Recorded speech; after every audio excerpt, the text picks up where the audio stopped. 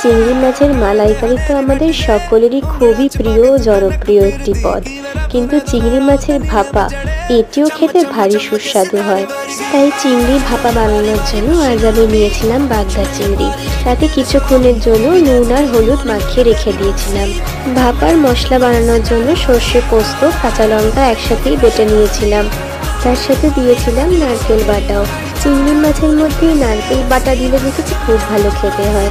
এরপর একটা টিফিন কৌটোর মধ্যে নুন হলুদ মাখানো বাগদা চিংড়ি, তার মধ্যে সর্ষে, পোস্ত, কাঁচা লঙ্কা বাটা ও নারকেল বাটা ও কয়েকটি চিরা কাঁচা লঙ্কা দিয়ে ভালো করে মাখিয়ে তার উপর কাঁচা সর্ষের তেল দিয়ে দিয়েছিলাম।